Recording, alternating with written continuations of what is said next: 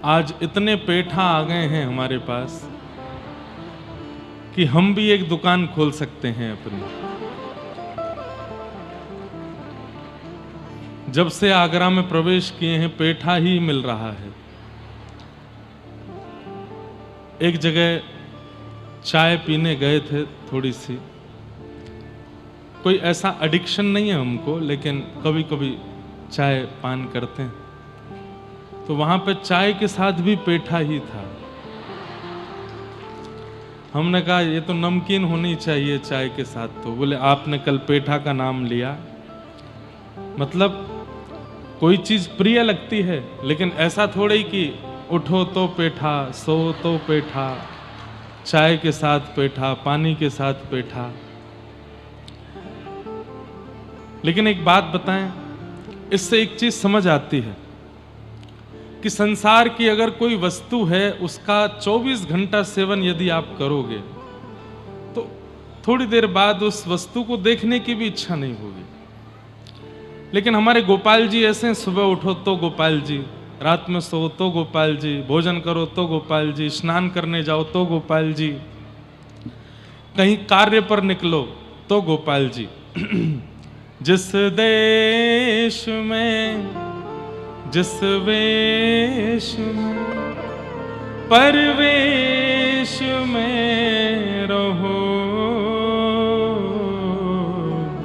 राधा रमण, राधा रमण, राधा रमण कहो।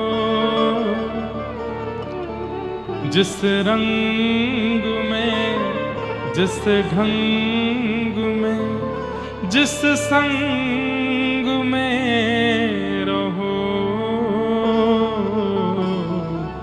राधा रमण, राधा रमण, राधा रमण कहो।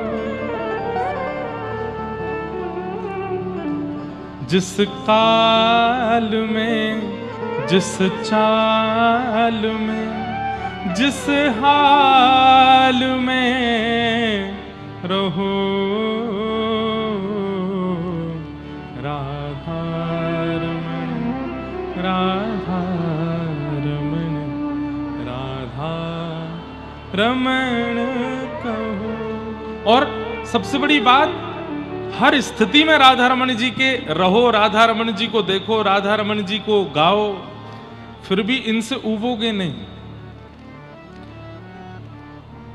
जिस वस्तु का अति दर्शन, अति सेवन, अति भोग और अति स्मरण उनके प्रति प्रेम को, इच्छा को घटने ना देता हो, वही वस्तु वास्तविक है। और जिस वस्तु का अति दर्शन, अति स्मरण, अति भोग उसके प्रति प्रेम को घटा दे, वही संसारी है। प्रैक्टिकल करके देख लेना। कोई बहुत सुंदर है, देखते रहो थोड़ी देर। पता एक चीज और होती है, प्रेम तो घटता ही है बहुत देर तक देखने के बाद, और फिर थोड़े समय बाद उसमें दोष और दिखने लग जाते हैं।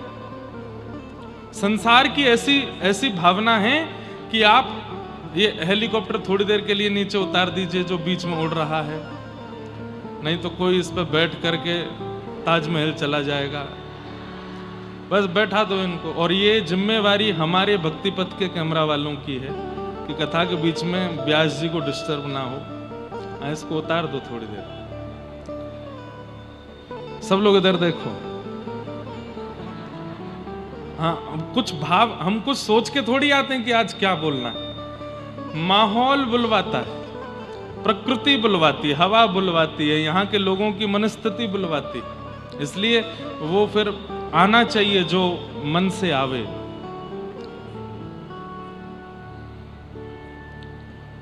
क्या बता रहा था मैं? हाँ, किसी अति सुंदर वस्तु का यदि आप संग कर रहे हैं, किसी अति सुंदर वस्तु का यदि आप भोग कर रहे हैं, किसी अति सुंदर वस्तु का यदि आप दर्शन कर रहे हैं, तो करते करते करते करते उसकी सुंदरता तो घट ही जाती है, फिर थोड़ी देर बाद उसमें दोष दिखने लग जाते हैं।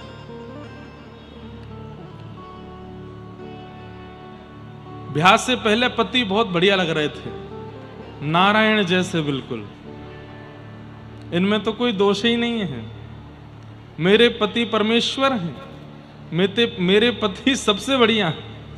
लेकिन ब्याह होने के ठीक बाद से उनका स्वरूप घटने लगता है। अब जो पहले बार बार कहते थे कि वीडियो कॉल करके दिखाओ कहाँ हो, कैसे लग रहे हो, अब वो बगल में बैठे हैं तो देखने की इच्छा नहीं है, क्योंकि अब भोग हो चुका है, अब नेत्र ऊब चुके हैं। और फिर धीरे धीरे स्थिति ये बनती चली जाती है कि होते होते होते अब उनमें दोष दिखने लगते हैं। शादी से पहले थोड़ी पता था कि ये 3 दिन नहाते ही नहीं हैं। संसार की हर वस्तु, हर एक वस्तु, उसका यदि अति सामीप्य और सीमा से ज्यादा यदि वो प्राप्त होती है तो उसमें उसके प्रति भोग तो कम होता ही है, उसमें दोष भी दिखने लगता है। लेकिन ठाकुर जी की संबंधी हर वस्तु, उसका जितना सेवन करोगे उतना रस बढ़ता चला जाता है, दोष तो क्या और ज्यादा गुण दिखने लगता है और ज्यादा प्रेम रस लगने लगता है। इसलिए राधा रमण राधा रमण राधा रमण कहो, जिस देश में जिस वेश में परवेश में रहो, राधा रमण राधा रमण।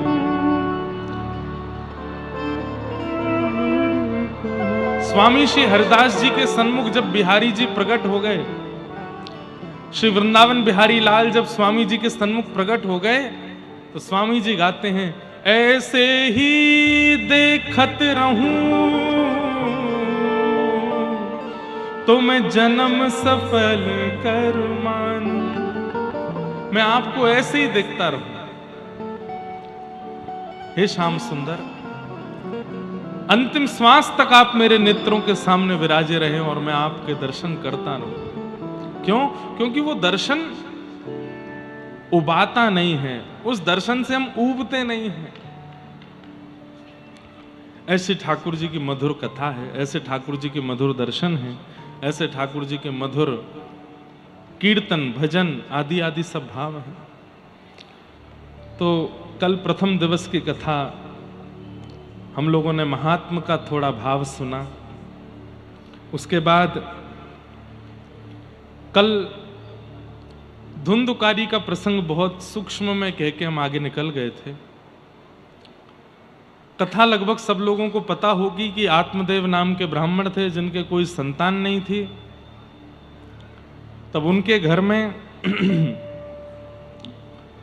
संत ने एक फल दिया था, जो कि फल उनकी पत्नी ने गौ माता को दे दिया और गौ माता के गर्भ से गोकर्ण जी जन्मे और उनकी पत्नी अपनी सहेली के पुत्र को अपना पुत्र बना करके ले आई, जिसका नाम धुंधुकारी।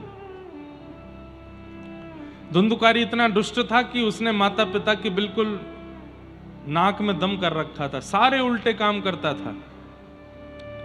बंधुओं, एक पाप की लिस्ट है, थोड़ा ध्यान से सुनिएगा। कौन कौन से ऐसे पाप हैं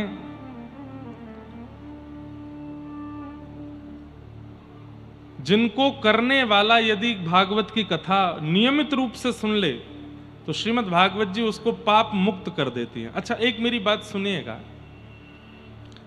पाप मुक्त होने का मतलब ये नहीं होता कि हमने जो किया उसके जो दोष हैं वो खत्म हो जाएं और हम पवित्र हो जाएं। पाप मुक्त होने का मतलब है जो पाप हुआ है वो दोबारा ना हो, वो दोबारा ना बने, उसको पाप मुक्ति कहते हैं।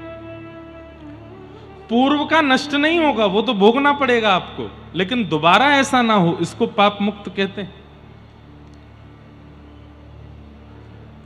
ये मानवा पाप कृतस्तु सर्वदा सदा दुराचार रता विमार्गगा क्रोधाग्निदग्धा कुटिलस्य कामिनः सप्ताह यज्ञेन कलौ पुनन्ति ते।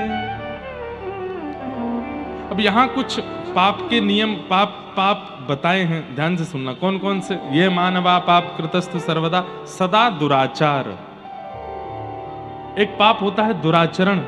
दुराचरण मतलब आप दूसरे को पाप करता हुआ देखते हो तो आपके मन में इच्छा होती है मैं भी करके देखूं। किसी को धुआं उड़ाता देखते हैं तो सोचते हैं हम भी करके देखें, बढ़िया आनंद आएगा। किसी को गलत करता देखते हैं तो लगता, ऐसा मन में भाव आता है इसको अच्छा तो लग रहा होगा। ये दुराचरण पाप है। हम दूसरे को देख करके अपने आचरण में लाने का प्रयास करते हैं, वो दुराचरण पाप है।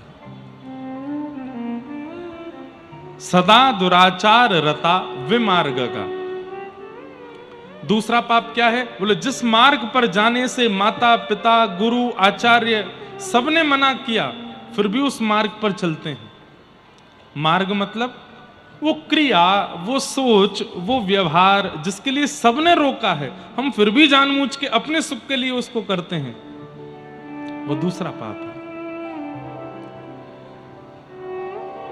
क्रोधाग्नि दग्धा। तीसरा पाप क्या है? बोले भयंकर क्रोध में रहना। भयंकर क्रोध किसको कहते हैं?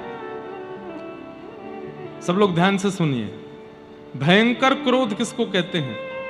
कि इतनी सी बात पर भी इतना चिल्लाना, इतना लड़ना, बर्तन तोड़ रहे हैं, एक दूसरे का मूड पकड़ के मार रहे हैं, गालियां दे रहे हैं, बहुत अपशब्द बोल रहे हैं।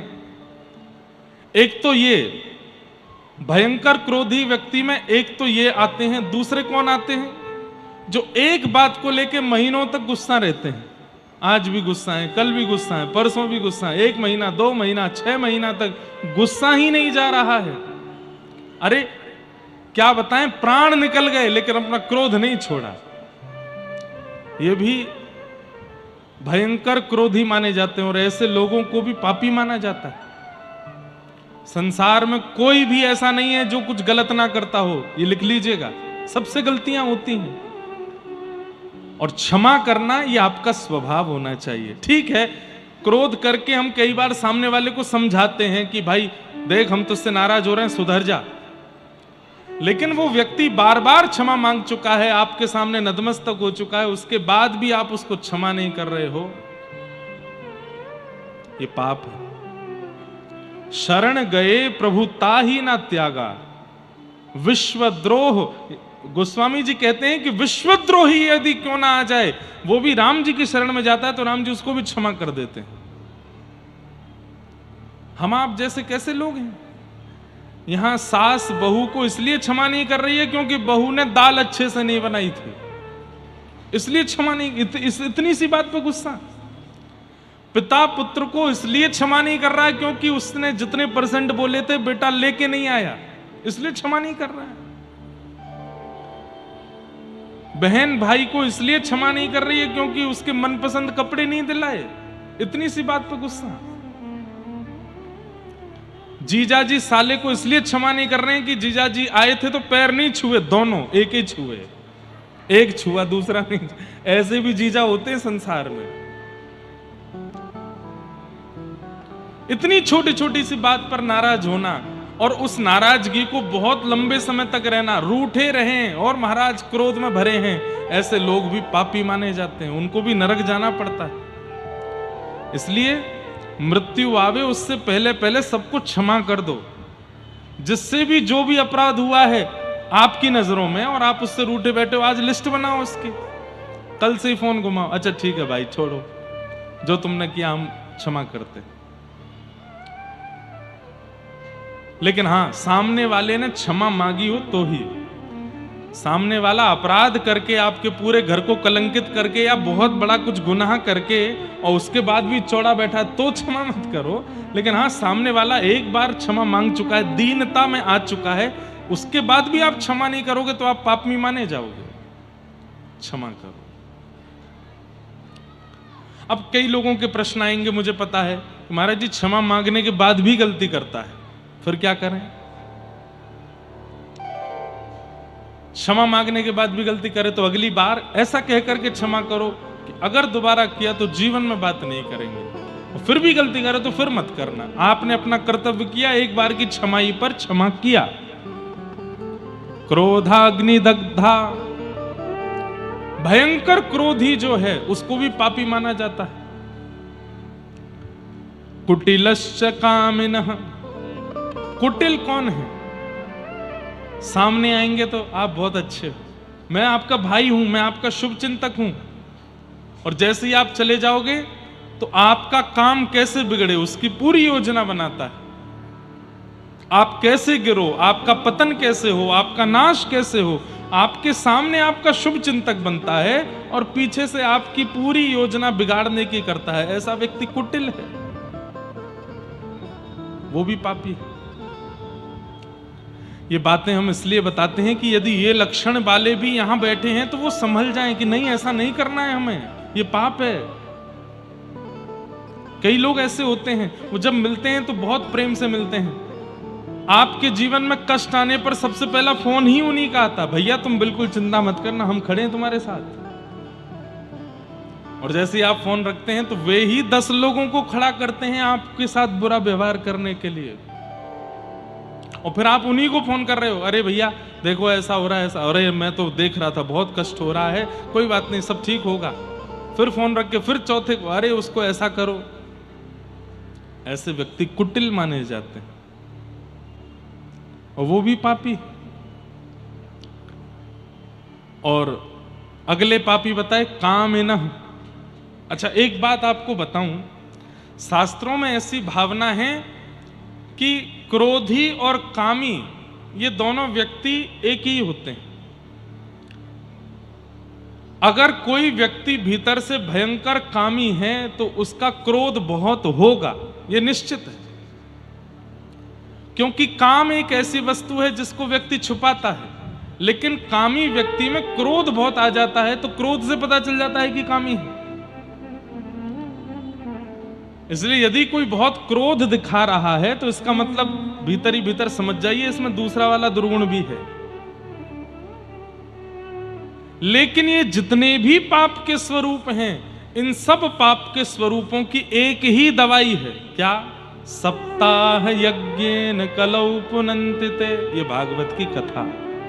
अगर कोई 7 दिन बैठ करके नियमित रूप से कथा सुन ले और जो सुनी हुई बात है उसको जीवन में उतारने लग जाए तो 7 दिन की कथा उसके समस्त कल्मशों को नाश कर देते। सप्ताह यज्ञेन कलौ पुनन्तिते। सत्येन हीना पितृमात्र दूषका। और कौन कौन से पाप बताए? बोले सत्येन हीना, जो बिल्कुल सत्य नहीं बोलता, बात बात पर झूठ बोलता है, हर दिन झूठ बोलता है। मैं कथाओं में कहा करता हूं कि लोग काउंटर रखते हैं हाथ में, उसमें जपते रहते हैं राधा राधा राधा राधा राधा राधा। एक काउंटर आज ही खरीदिए, लेकिन उस पर नाम मत जपिएगा। जितने भी पाप हमने बताए ये जब जब आपसे बने उसको दबाइएगा। जब झूठ बोलो तब दबाओ, किसी के साथ बुरा करो तब दबाओ, किसी पे क्रोध करो तब दबाओ। जब किसी पे क्रोध करो तो उसको 10 बार दबाना, 1 2 3 4 5 6 7 8 9 10, और महीने भर तक उसकी गिनती मत देखना। महीने भर तक रोज काउंटर हाथ में रखो, जब भी कुछ गलत करो दबाओ दबाओ दबाओ, और 1 महीना पूर्ण होने के बाद फिर देखना। संख्या देख करके रूह कांप जाएगी आपकी। सपना आने लगेगा कि नरक में मेरे लिए स्थान रखा होगा, इतने पाप मुझसे हो गए। हम मानव बड़े विचित्र हैं, अच्छे कर्मों की गिनती करते हैं, बुरे कर्मों की कोई गिनती नहीं है। इसलिए बुरे कर्मों की सारी जो नोटबुक है वो यमराज रखते हैं हमारी, क्योंकि हम नहीं लिखते। हम क्या लिखेंगे? गंगा जी कितनी बार नहाए, बद्रीनाथ कितनी बार जा चुके हैं, गिरिराज जी की हर महीना परिक्रमा लगाते हैं, राधा रमण राधा वल्लभ बिहारी जी में फूल बंगला बनवाते हैं, इतनी कथा करवा चुके हैं, इतने यज्ञ हुए हैं, शंकर जी पर हर सोमवार अभिषेक करने जाते हैं। ये सारी गिनतियां हमारी रहती हैं, लेकिन बुरे कर्मों की कोई गिनती नहीं है हमारे पास। अपनी पत्नी से लड़ते हैं, बच्चों को गालियां देते हैं, उल्टा सीधा खाते पीते हैं, पड़ोसी से चिढ़ते हैं, बुआ के, चाचा के, ताऊ के बच्चों के साथ गलत व्यवहार करते हैं, माता पिता के साथ दुर्व्यवहार करते हैं, इनकी कोई गिनती हम नहीं करते।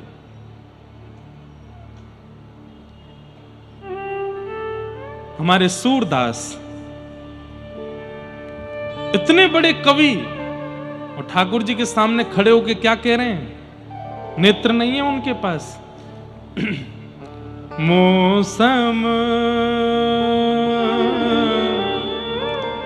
कौन कुटिल खल कामी, मौसम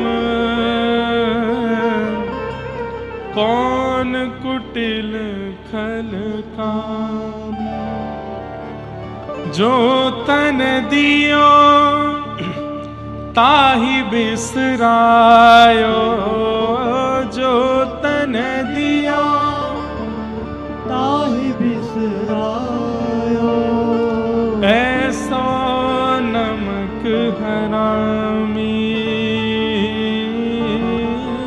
ऐसो नमक हरामी, मौसम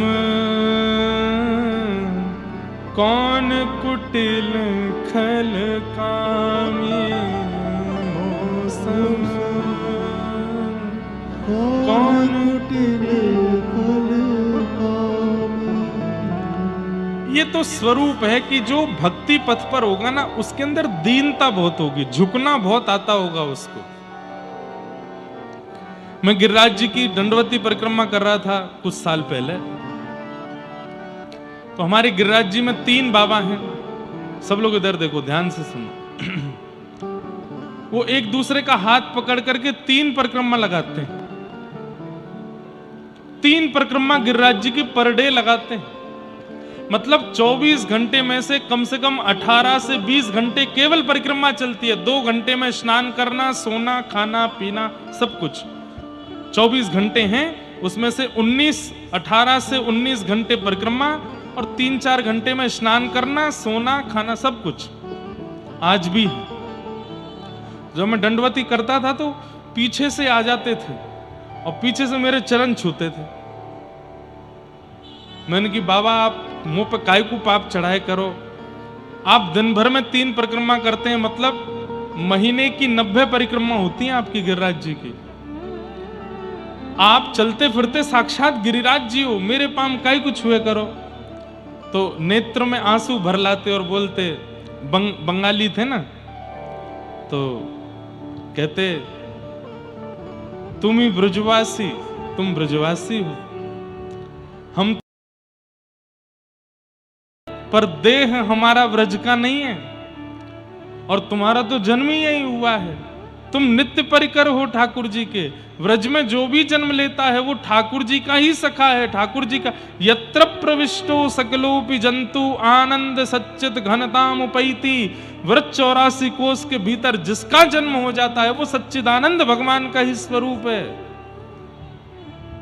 इसलिए हम तुमको प्रणाम करते हैं। बताओ इतनी बड़ी सेवा करने वाले में कितनी दीनता।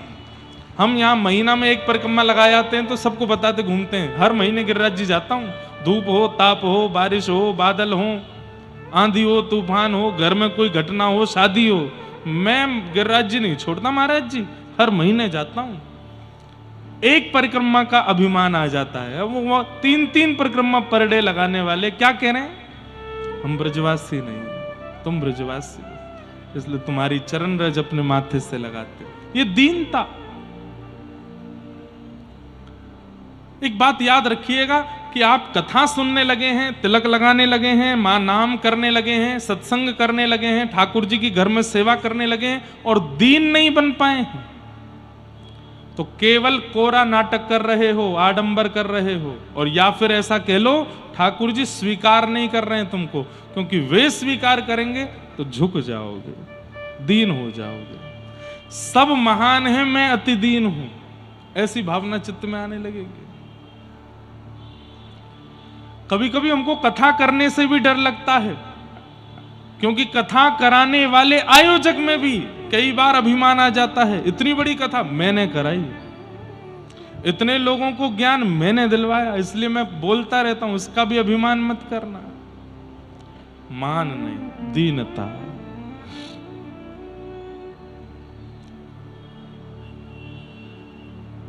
तो सत्येन हीना पितृमात्र दूषका। कई लोग बोलते हैं महाराज जी चकानैन सुनाओ, कई लोग बोलते हैं राधा गोरी गोरी सुनाओ, कई बोलते हैं ये सुनाओ, ये सब मिठाई है। मिठाई खाने का अधिकार तभी मिलेगा जब खूब करेला खाया होगा। मिठाई खाने का अधिकार तभी मिलेगा जब शरीर में शुगर लेवल नॉर्मल होगा, और उसके लिए ज्ञान रूपी करेला आपको खाने पड़ेंगे। इसलिए हम कथा में पहले ऐसी योजनाएं, ऐसी भावनाएं, ऐसी सब चीजें सिखाते हैं कि आप मन बुद्धि चित्त से ऊपर उठ जाओ, तब गाओ जगन्नाथ चकानैन, तब गाओ राधा गोरी गोरी, तब गाओ ऐसो चटक मटक सो ठाकुर। नृत्य करने की स्थिति, कीर्तन करने की स्थिति तब आवेगी। कीर्तन, जहां पर ठाकुर जी की कीर्ति गाते गाते हम तन से ऊपर उठ जाएं, वो कीर्तन है। इसलिए ये कथाएं ध्यान से सुना कीजिए, ये समझना बहुत जरूरी है। माता पिता से द्रोह करने वाला बालक, उसको भी नरक जाना पड़ता है।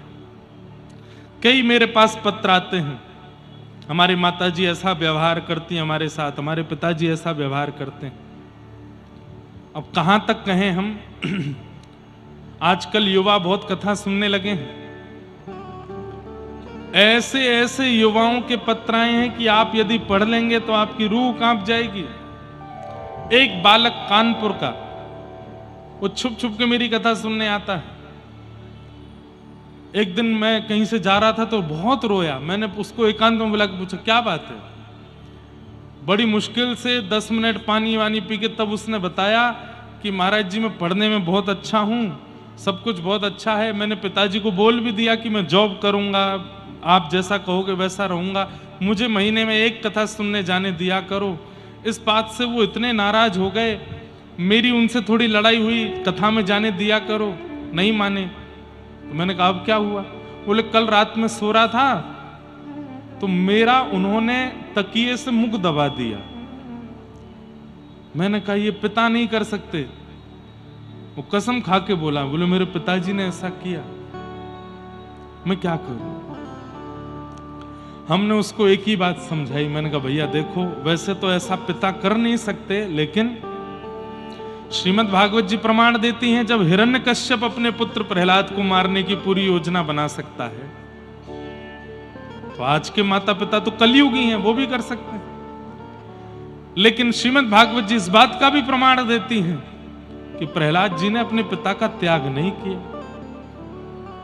इसलिए बेटा, वो भले ही तुम्हारे पिता तुम्हारे संग ऐसा व्यवहार, तुम त्यागो मत उनको।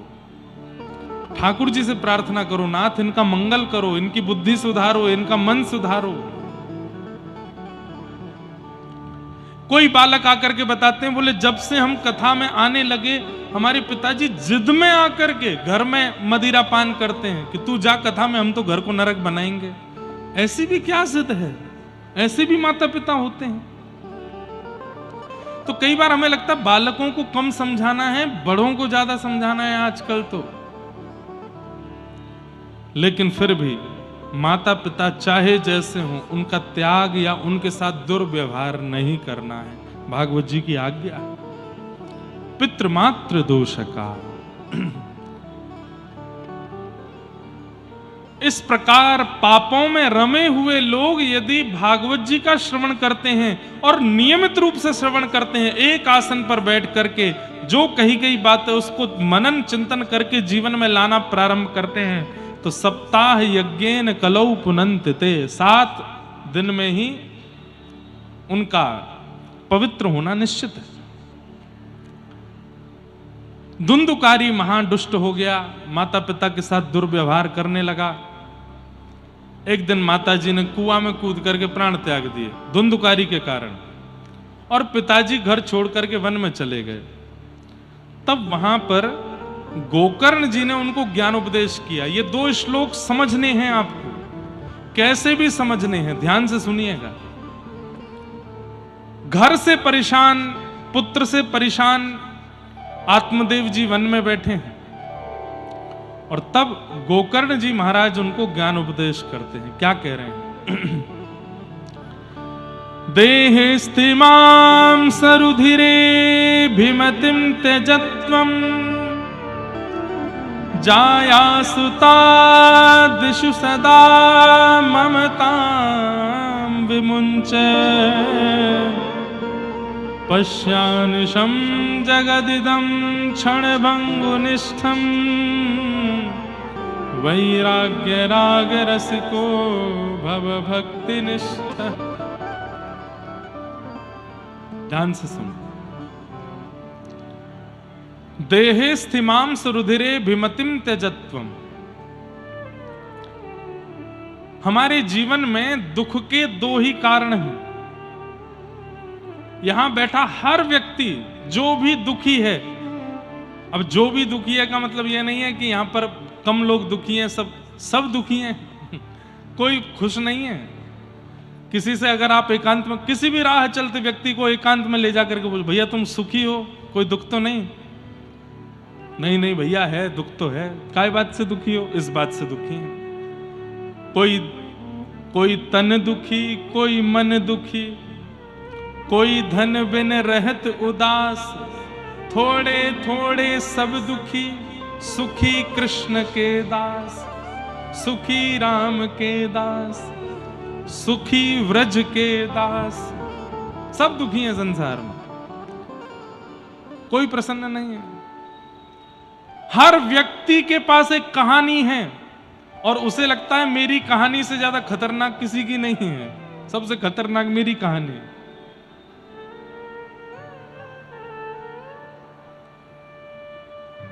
अगर कोई पिक्चर ऐसी बने जिस पिक्चर में हीरो सुखी ही सुखी रहता है, वो पिक्चर फ्लॉप हो जाएगी। अगर कोई ऐसी पिक्चर बने बड़े पर्दे की जिसमें जो एक्टर है वो सुखी दिखाया है, उसके जीवन में कोई दुख नहीं है, सब सुख ही सुख है, सुख ही सुख है, वो पिक्चर चलेगी नहीं, फ्लॉप हो जाएगी।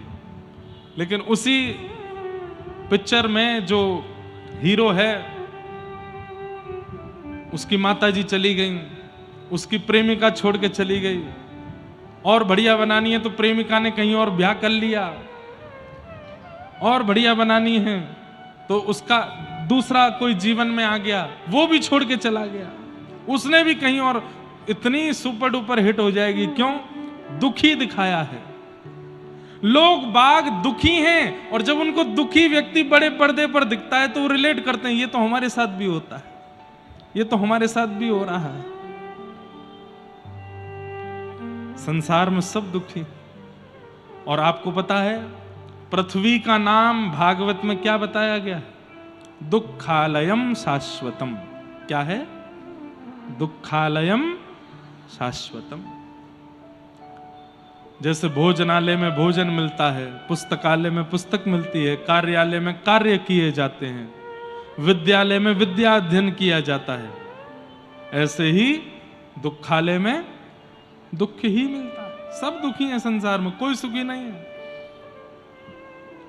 ये बातें इसलिए बताई जाती हैं कि थोड़ा हंसो, क्योंकि आप अकेले दुखी नहीं हो, सब दुखी हैं यहाँ पे, कोई प्रसन्न नहीं है।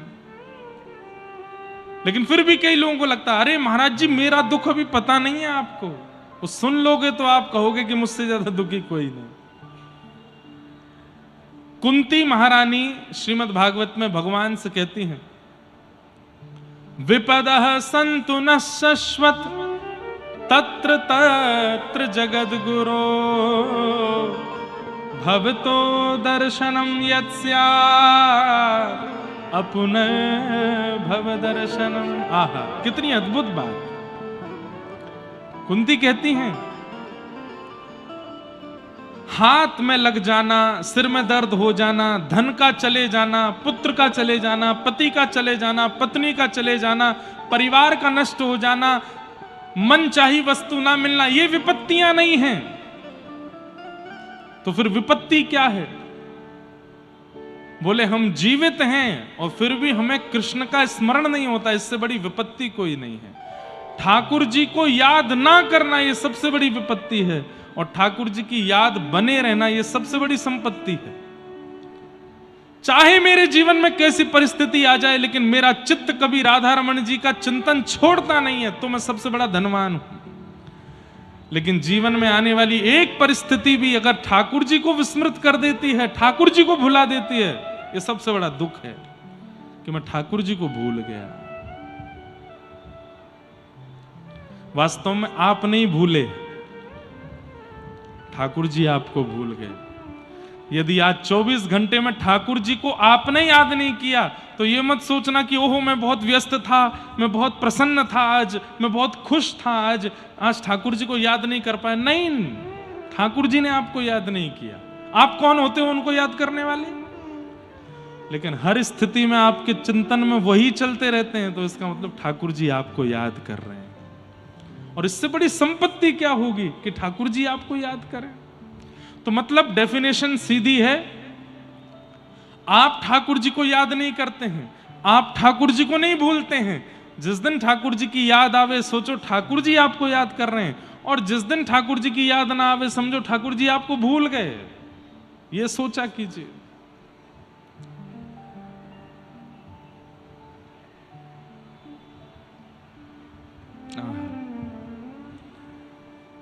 हमारे जीवन में दुख के दो ही कारण हैं, ध्यान से सुनिएगा। सब लोग इधर देखिए, बहुत ध्यान से सुनिए। और एक बात बताएं, कथा ना मौन रह करके सुना कीजिए। केवल कीर्तन और भजन गाने के अधिकार, अगल बगल वाले से ना बात करनी है, कोई आके कुछ बोले तो इशारा करो, बोलो नहीं, मौन रह के कथा सुनो।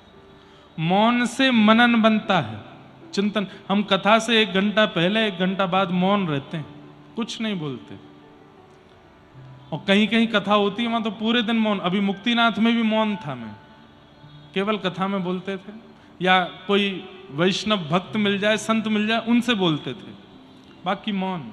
मौन से बहुत विचार शुद्ध होते हैं, इसलिए मौन रह के कथा सुनो और ध्यान से सुनो। हमारे जीवन में दुख के 2 ही कारण हैं, पहला अहमता और दूसरा ममता। अहमता किसमें होती है, या अहमता का मतलब क्या होता है? मैं कुछ हूं, ये मानना, ये अहमत्व है। मैं आगरा का बहुत बड़ा सेठ हूं, मेरा इतने करोड़ का टर्नओवर है, मेरी पत्नी इतनी अच्छी है, मेरे बच्चे इतने अच्छे हैं, मेरा इतना बड़ा घर है, मैं बहुत बुद्धिमान हूं। अपने लिए बार बार सोचना कि मैं कुछ हूं, यह अहमत्व है। मैं कुछ भी नहीं हूं, सदा यही सोचो। अहमत्व कष्ट का पहला कारण, और कष्ट का दूसरा कारण क्या है? ममत्व। मेरी बेटी, मेरा बेटा, मेरा घर, मेरी मकान, मेरी गाड़ी, मेरा ये, मेरा वो। अहमत्व खुद पर होता है और ममत्व अपनों पर होता है, और ये 2 ही दुख के कारण है। तीसरा दुख का कारण हो नहीं सकता। वो व्यक्ति सदा सुखी जिसमें ना तो अहमत्व है और ना ममत्व है। एक दिन करके देख लो, एक दिन के लिए अहमत्व और ममत्व दोनों से ऊपर उठ जाइए। अहमत्व मतलब अपने आप को कुछ मत मानना, और ममत्व मतलब अपना कुछ मत मानना। उस दिन आप सबसे ज्यादा सुखी रहोगे, सबसे ज्यादा प्रसन्न रहोगे। आपसे ज्यादा खुश कोई नहीं होगा। और वही बात यहां पर गोकर्ण जी समझा रहे हैं। देहे स्थिमाम सरुधिरे भिमतिम त्यजत्वम। पिताजी, दुख का पहला कारण अहमत्व। अपने देह में, ये देह काय का बना है? मांस, रक्त, रुधिर, नस और ये त्वचा, इसका बना हुआ ये देह है। इसमें कोई ममता मत करो। अपने ऊपर अभिमान करने का अधिकार आपको तभी है कि ये देह आपकी मानता हो। आज अपने देह को बोल के देखिए, ए भाई, तू 28 साल का हो गया, तूने जब कहा तेरे को पेठा खिलाया, गुलाब जामुन खिलाया, झालमुड़ी खिलाई, और बताओ क्या खिलाया? छोले भटूरे खिलाए, और क्या खिलाया? छोले कुलचे खिलाए। मथुरा में क्या मिलता है? कचौड़ी खिलाई, और बेड़ई खिलाई, आलू की सब्जी खिलाई। तेरे को इतना कुछ खिलाया, तूने जो ब्रांड के कपड़े बोले वो तेरे को पहनाए, तूने जो ब्रांड के शूज बोले वो तेरे को पहनाए, तैने जैसी घड़ी बोली वो पहनाए, कान में कुंडल, नाक में क्या पहनते हैं वो नथनी, गले में हार। मतलब अपने देह से बात करना एक बार, जैसा तूने चाहा, बल्कि तेरी उम्मीदों से ज्यादा तुझको मैंने दिया। 28 साल हो गए, आज मेरी बात मानेगा क्या? चल अब तू पतला होना शुरू हो जा, मेरी बात मान ले। तेरी हमने 28 साल मानी, तू एक बार नहीं मानेगा मेरी? चल अब एक काम कर। बोले क्या? बाल सफेद नहीं होने चाहिए, एक भी बाल सफेद मत करियो, मानेगा? अच्छा चल एक बात मान ले। बोले क्या? ये मुख पर झुर्रियां नहीं आनी चाहिए, मैं भले ही 40 का हो जाऊंगा फिर 50 का होऊंगा, बूढ़ा नहीं होना। देख तेरे मैंने कितना माना ना तुझको, तू मानेगा ना मेरी बात? शरीर मानेगा आपकी? तो फिर इस शरीर पर अभिमान कैसा जो आपके ही कंट्रोल में नहीं है, जो आपके ही वश में नहीं है। मोटिवेशन के लिए जाते हैं लोग, मेडिटेशन के लिए जाते हैं लोग, बड़े बड़े कैंप शिविरों में जाते हैं। क्यों? अपने मन को समझाने के लिए, अपनी बुद्धि को अपने कंट्रोल में करने के लिए, लेकिन फिर भी वश में नहीं रहता। जो आपके वश में नहीं है उस पर कभी अभिमान होगा आपको? कभी नहीं हो सकता। घर में लोग पेट रखते हैं, बिल्ली रखते हैं, कई लोग कुत्ता भी रखते हैं। वैसे मनाही है शास्त्रों में, नहीं रखना चाहिए, लेकिन फिर भी रखते हैं। उसको आप घर में तभी रखोगे जब वो आपकी माने। ए चलो खड़े होके दिखाओ, वो खड़ा हो जाए। ए चलो बैठ जाओ, चलो चलो चलो अपने कमरे में जाओ। लेकिन वो आपकी मानता ही नहीं है। घर पे आने वाले हर अतिथि को खा जाता है, आपके रसोई में जाके सब फैलाया आता है, आपकी एक नहीं सुनता। क्या करोगे? उसको निकाल दोगे घर से। लेकिन ऐसे ही एक पेट को हमने रखा है जो हमारी बिल्कुल नहीं मानता। हमारा खुद का शरीर, ये बूढ़ा भी होगा, मोटा भी होगा, शुगर भी बढ़ेगी, कोलेस्ट्रॉल भी बढ़ेगा, बाल भी सफेद कर लेगा, झुर्रियां भी, आपको एक दिन स्वरूप से कुरूप बना देगा। लेकिन फिर भी हम इस पर अभिमान ही किए रहते हैं। ये सबसे बड़ा अज्ञान है हमारा। जिस दिन आपने समझ लिया ये बात कि ये अपनी करने वाला है, मेरी बिल्कुल सुनने वाला नहीं है, तो मैं इस पर अभिमान क्यों करूं? आपसे बड़ा सुखी कोई नहीं होगा। अहमत्व दुख का पहला कारण। कई लोग समझ गए बात को, कई लोग कह रहे हैं बात तो बढ़िया कर रहे हैं, का खुद का भी तो शरीर है, ये अपने शरीर के लिए भी तो करते ही होंगे। करते हैं, हम भी करते हैं, जितना आवश्यक है सब करते हैं। लेकिन हम सत्य बताएं, कोई प्रशंसा के भाव से नहीं बता रहे। हमको कोई आगे कुछ पहना जाए तो हम पहन लेते हैं, हमको कोई आगे कुछ दे जाए तो दे रख लेते हैं। कोई ऐसी अपनी इच्छा कुछ नहीं रह गई है, कुछ भी नहीं। और ये भागवत जी की कृपा है कि अपनी इच्छा कुछ भी है ही नहीं। जैसे जो मिल जाता उसमें प्रसन्न है। ठाकुर जी 10 साल पहले कथा करवाने शुरू किए, कोई सुनता नहीं था तब भी कथा करते थे। आज इतने लोग सुनते तो भी कर रहे हैं, आगामी 10 साल बाद फिर कोई नहीं सुनेगा तब भी करेंगे। लेकिन उसमें कोई अहमत्व ममत्व नहीं। और ये हम स्वयं को ही सुनाते हैं कथा, अपने आप को ही बता रहे हैं कथा। तो पहला दुख का कारण क्या है? अहमत्व। अहमत्व शरीर में होता है। और दूसरा दुख का कारण है ममत्व। इस शरीर के जितनी संबंध हैं उन सब में ममत्व होता है। पत्नी में, बच्चों में, गाड़ी में, घोड़े में, घर में, दरबार में, धन में, धान्य में, सब चीजों में। जब अपना ही शरीर हमारा नहीं है तो फिर ये अपने जो बोलने वाले लोग हैं ये अपने कैसे हो सकते हैं? एक बार किसी घर में किसी की मृत्यु हो गई, पूरा घर रो रहा था। बच्चे रो रहे थे, पिताजी चले गए, पत्नी रो रही थी, पति चले गए, माता पिता रो रहे थे, बेटा चला गया, भाई रो रहे थे, हमारा भाई चला गया, मित्र रो रहे थे, हमारा यार चला गया। एक संत आए, संत ने आकर के बोला, ध्यान से सुनना, देखो अहमत्व और ममत्व ये निकलने वाला नहीं है। ध्यान से सुनना, ये निकलने वाला नहीं है हमारे जीवन से, पर कई बार नॉलेज होना जरूरी है, पता होना जरूरी है। कब निकल जाए कुछ कह नहीं सकते, ठाकुर जी की कृपा होगी तो निकल भी सकता है, इसलिए सुन लीजिए। निकलेगा नहीं या मेरे कहने से सब अहमत्व ममत्व से मुक्त हो जाएं, ऐसा होगा नहीं, पर सुन तो लीजिए। सब रो रहे थे, एक साधु गए, ए बालक तुम क्यों रो रहे हो? बोले मेरे पिताजी चले गए।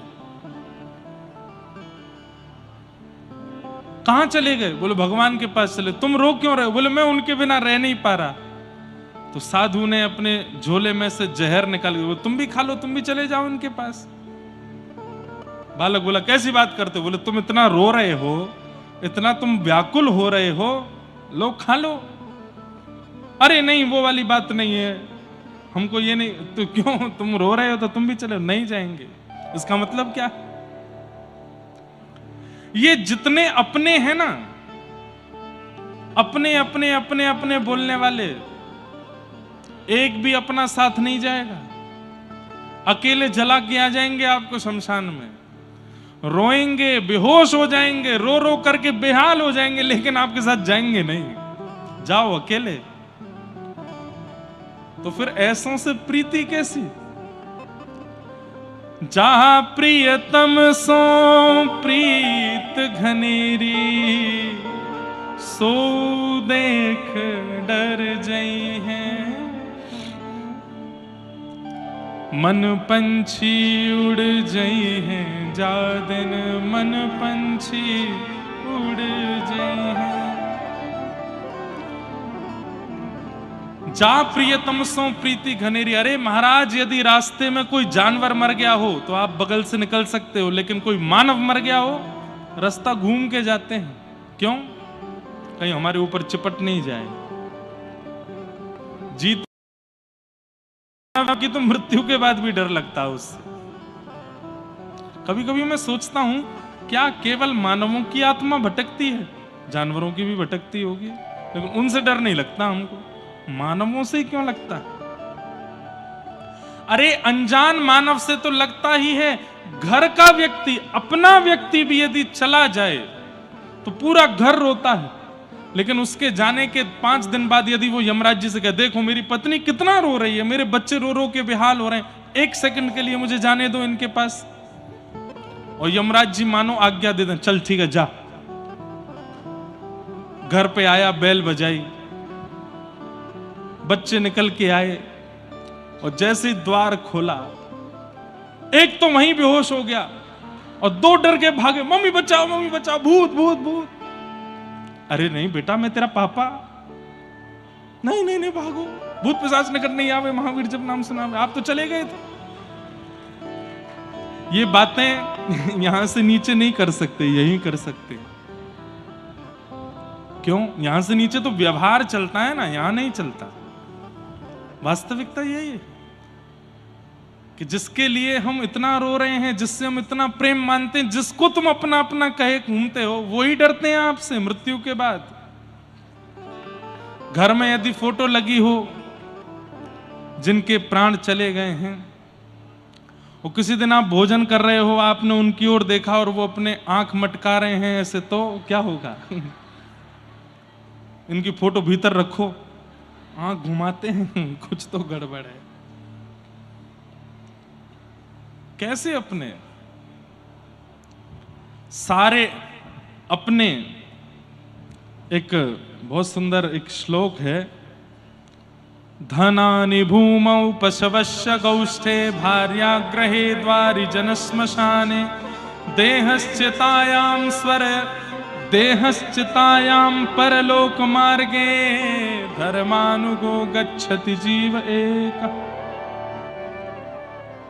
आपने जिनको भी अपना माना, एक भी आपके साथ नहीं जाएगा। प्रमाण के रूप में सुनिए, धनानि भूमौ, सब लोग ध्यान से सुनो।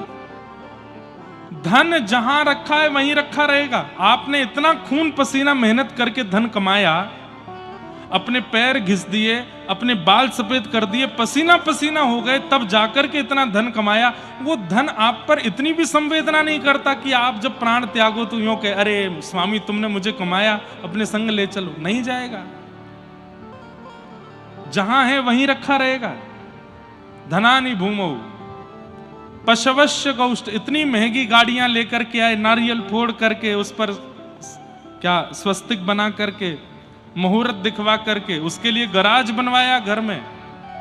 उन गाड़ियों को सोचना चाहिए स्वामी जा रहा है, हम भी इसके साथ चले जाए। नहीं जाएंगी, खड़ी रहेंगी चुपचाप, मेंटेनेंस लेती रहेंगी अपना। आप कहोगे महाराज जी ये तो निर्जीव लोगों की बात कर रहे हो, धन और गाड़ी। जीवितों की बात करो तो जीवितों की बात सुनो। भार्या ग्रहे द्वारी, पत्नी 7 जन्म तक साथ रहूंगी आपके, पर कहां तक जाती है? केवल घर के द्वार तक, उसके आगे वो भी नहीं जाती। भार्या ग्रहे द्वार जन श्मशाने, आपको अपना कहने वाले आपके भाई मित्र बंधु सखा चाचा ताऊ जितने भी हैं वो भी केवल शमशान तक जाएंगे। आप कहोगे महाराज जी ये सब लोग तो संसार में आकर के मेरे बने, पर ये देह तो मां के गर्भ में भी मेरे साथ था, ये तो मेरे साथ आगे जाएगा ना। तो देहश्चितायाम, देह भी केवल चिता तक जाएगा। अग्नि लगाते ही जल करके यहीं भस्म हो जाएगा, कहीं नहीं जाएगा, देह यहीं रहेगा पृथ्वी पर। तो आपके साथ गया कौन? जीवन में जितना हरि नाम गाया, राधा नाम गाया, कृष्ण नाम गाया, गोपाल नाम गाया, भगवान नाम गाया, वो नाम प्रकट होकर के आपके साथ आगे की यात्रा पर जाएगा। धर्मानुगो गच्छति जीव एक, आपके द्वारा किया गया भगवद स्मरण, आपकी चिता में अग्नि लगने के बाद आपने जितने कर्म किए हैं अच्छे, जितने भी भगवान नाम गाए हैं, वो सब नाम रूप ही प्रकट हो जाएंगे और वो आपकी आगे की यात्रा पर साथ जाते हैं। सीधी बात, अंत में साथ क्या जाता है? हमारे कर्म जाते हैं। बुरे किए होंगे तो बुरे जाएंगे, अच्छे किए होंगे तो अच्छे जाएंगे। पर अच्छे बुरे कर्मों से भी ऊपर उठ करके बात है, इधर देखो, यहां देखो, यहां देखो, यहां देखो, भगवान नाम, भगवान नाम साथ जाएगा।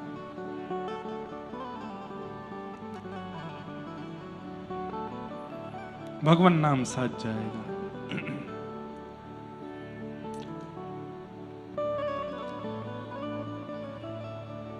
हरि नाम से तेरा काम बनेगा, हरि नाम से तेरा काम बनेगा, हरि नाम ही तेरे साथ चले,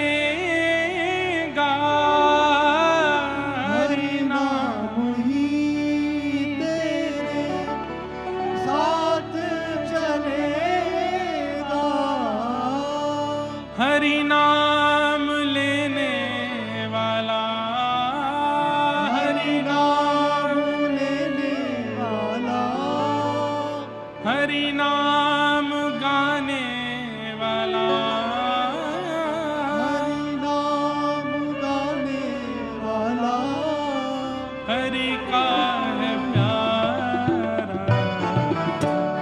हरि का भजन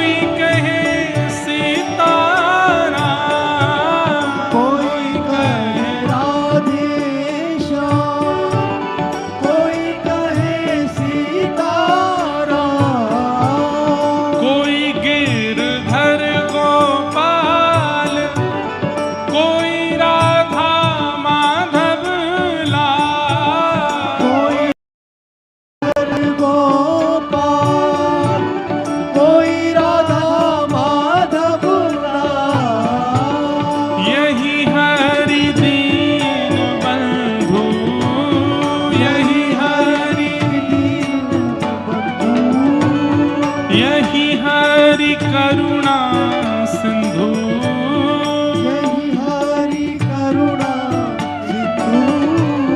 नमो बारंबार हरि का